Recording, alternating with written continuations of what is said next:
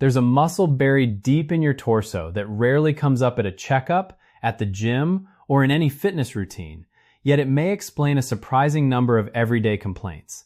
A belly that won't flatten despite regular ab work, a lower back that feels perpetually stiff, and even subtle changes in your posture, your foot shape, and the look of your jawline. This muscle is called the iliopsoas, and understanding it changes how you think about the body as a connected system rather than a collection of separate parts. Despite being referred to as one muscle, the iliopsoas is really a partnership between two muscles. The first, the psoas major, originates near the base of the rib cage and travels down along the entire length of the lumbar spine. The second, the iliacus, sits along the inner surface of the pelvic bone, the wide, flat bone you'd rest your hands on if you stood with your hands on your hips. These two muscles converge into a shared tendon, pass beneath the ligament at the front of the groin, and anchor onto a small bony landmark on the inner thigh bone called the lesser trochanter. Because it sits deep inside the body, behind the internal organs, you can't feel or massage the iliopsoas the way you can feel a bicep or a calf muscle. That invisibility is part of why it gets overlooked. But there's a key anatomical fact worth remembering. The iliopsoas is the only muscle in the entire body that directly links the spine to the leg. No other muscle performs that exact job. Because of this unique connection, an enormous amount of everyday movement depends on it. Every step you take, every time you climb a stair, every time you rise from a chair, this muscle is engaged. The trouble is that modern life keeps this muscle in a shortened position far more than it lets it lengthen. Sitting at a desk, driving, or lounging on a couch all place, the hip in a flexed position, which shortens the iliopsoas. Lying face down on the floor, by contrast, stretches it out. But that's a position most people rarely hold for long. Spend 8, 9, or 10 hours a day sitting, and the muscle spends the vast majority of its time in that shortened state. Over weeks, months, and years, the body starts to treat this shortened length as the new baseline. Instead of trying to return to its longer, more relaxed resting length, the muscle settles into chronic tightness. This is the starting point for a chain reaction that ripples outward through the rest of the body, a chain this 6-part guide will trace step by step. What makes the iliopsoas worth understanding isn't just that it can get tight. Plenty of muscles do. It's that its position, connecting spine to pelvis to thigh, means tightness here doesn't stay local. It pulls on structures above and below it, reshaping how the pelvis sits, how the spine curves, and even how weight gets distributed through the feet. That's the subject of part 2. What actually happens, structurally, when this deep hip flexor stays locked in a shortened position for years at a time, and why a tight iliopsoas is so often mistaken for something else entirely. A pulled muscle, sciatica, or simply getting older. When the iliopsoas is chronically shortened, the physical distance between the lower back and the thigh bone effectively shrinks, pulling those structures closer together. The pelvis, which is meant to move freely, tilting, rotating, and gliding with each step, starts to behave more like a rigid block. Walking patterns shift subtly. Stride length shortens because the back leg can no longer swing fully behind the body, and movement overall can start to feel stiffer and more guarded, even in people who are still relatively young. The lower back is usually the first place to feel the consequences. It can develop a constant, band-like tightness across the waist. This sensation often gets attributed to sciatica, a pulled muscle, or an unsupportive mattress, when the underlying driver may actually be a shortened iliopsoas tugging down on the lumbar spine. From there, the pelvis itself tends to tip forward, a pattern clinicians call anterior pelvic tilt. The tailbone lifts, the front of the pelvis drops, and the lower back develops an exaggerated inward curve known as hyperlordosis, the spine caving in more than it should, pushing the belly forward in the process. This is where a widely misunderstood issue comes in, the belly that won't flatten no matter how many crunches or sit-ups someone does. In many cases, that protrusion isn't primarily fat, it's posture. When the pelvis tilts forward, the abdominal muscles get stretched across the front of it and lose tone, while the internal organs shift slightly forward as well. Crunches target the surface of the abdomen, but they don't address the deeper structural issue pulling everything out of alignment, which is why endless core workouts can fail to produce visible change. A case from clinical practice illustrates this well. A woman in her late 40s, referred to as Linda, had been doing core workouts 5 days a week for nearly a year with no change in her lower belly, despite being lean everywhere else. An assessment revealed a significantly tilted pelvis and a chronically tight iliopsoas.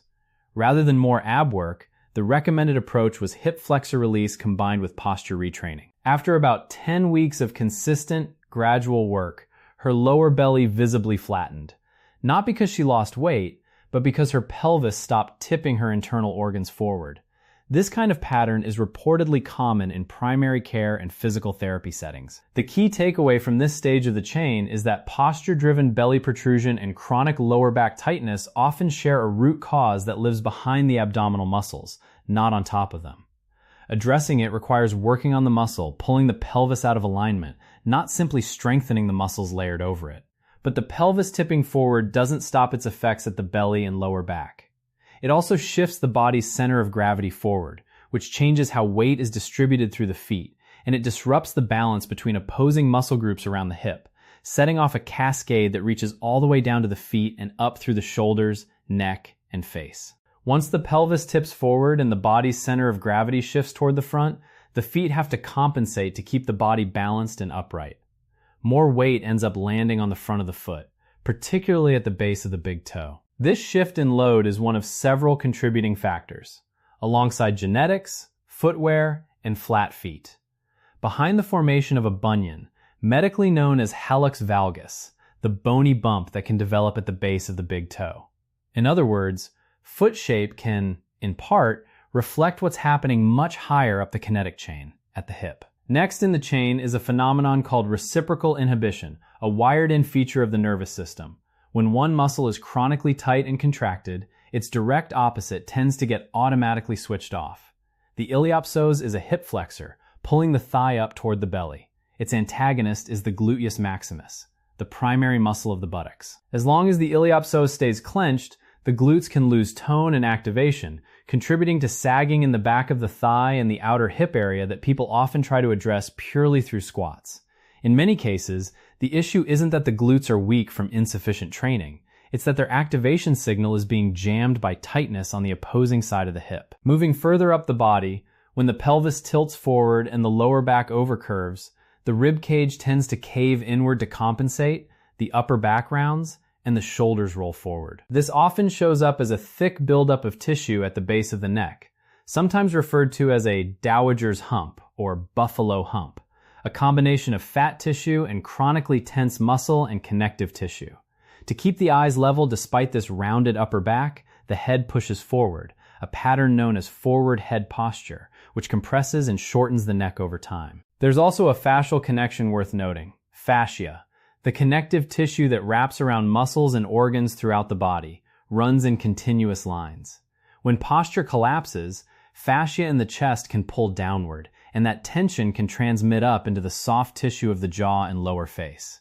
Over time, this may contribute to a softer jawline and looser skin under the chin. Facial biomechanics specialists have increasingly noted this connection, though it's worth being clear that it's one contributing factor among many. Genetics, sun exposure, sleep, and hormones all play significant roles in how a face ages. Standing back from the details, the picture that emerges is striking. A single deep muscle hidden inside the belly can influence foot shape, glute tone, lower back tension, shoulder position, head alignment, and even facial contour. It represents one of the longest biomechanical chains in the human body, which is why addressing it matters well beyond simply managing back pain. But there's a second half to this story that goes beyond biomechanics entirely. One involving the nervous system, stress hormones, and a feedback loop that can keep the body locked in a subtle state of alert. That's where part 4 picks up. Part 4, the nervous system connection. Stress and the iliopsoas feedback loop. The iliopsoas doesn't just sit near the spine and pelvis. It also sits in close proximity to the organs responsible for producing stress hormones. The kidneys rest on top of this muscle, and perched atop each kidney is a small adrenal gland. These glands release adrenaline, noradrenaline, and cortisol whenever the body registers stress, anxiety, or fear. So every time a stressful email arrives, every time traffic builds up while running late, or every time a stream of unsettling news scrolls by on a phone, the adrenal glands fire off these hormones, and the muscle sitting directly beneath them receives a corresponding chemical and neurological signal to tense. This wiring reflects an ancient evolutionary mechanism. When early humans encountered a threat, the body prepared for one of two responses: fight or flight. The iliopsoas flexes the hip and pulls the torso forward. It's the muscle that launches the body into a sprint. So at the first sign of danger, it tenses instantly, ready for action. The mismatch with modern life is that most present-day stressors don't actually require running anywhere. Sitting at a desk, waiting in a checkout line, or being stuck in traffic still triggers the release of stress chemicals, but the body rarely gets the chance to discharge them through physical movement. As a result, the muscle stays clenched. This may explain why, after a particularly stressful day, the lower back can feel unusually tight, or the hips can ache without any obvious physical cause. Not from a draft or a bad pillow, but from the iliopsoas responding to accumulated stress. From here, a feedback loop can develop. A chronically tense iliopsoas sends an ongoing signal to the brain suggesting the body is preparing to run. That danger is present. The brain, in turn, keeps the sympathetic nervous system, the body's stress response system, switched on. This creates a closed loop. Stress tightens the muscle, and the tight muscle keeps signaling the stress system to stay active. The result can be a persistent, low-level state of physiological readiness that quietly drains energy, disrupts sleep quality, and affects mood over time. The encouraging counterpoint is that this relationship can work in reverse. When the iliopsoas is able to relax, it creates more room for the parasympathetic nervous system, the rest and digest system, to take over. The vagus nerve, which has received considerable attention in recent health discussions, plays a central role in this system, which governs digestion, tissue repair, immune function, and balanced hormone regulation. Working with the iliopsoas, then, isn't purely a posture-related pursuit. It's also connected to how well the nervous system can shift out of a state of chronic alertness and into genuine rest.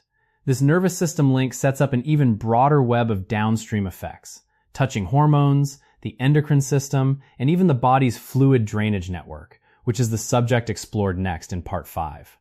Part 5, Hormones, Lymphatic Flow, and the two-part release approach. Chronic activation of the stress response, driven in part by an ongoing tight iliopsoas, has measurable effects that extend into the endocrine system. Sustained elevated cortisol is well documented in endocrinology research to potentially slow thyroid function and disrupt the menstrual cycle in women, a relationship that has been consistently observed over decades of study. Additionally, when the pelvis itself remains tight and congested, blood flow through the pelvic region can become impaired. Poor circulation in this area can create conditions that favor chronic inflammation in pelvic organs. This isn't presented as the sole cause of any particular condition, but it's a contributing factor that can get missed when conversations about hormonal health stop at blood work and supplements. There's also a lymphatic component to consider. The body relies on a network of vessels, the lymphatic system, to drain excess fluid out of the tissues, and several major lymphatic pathways pass directly through the pelvis and lower back.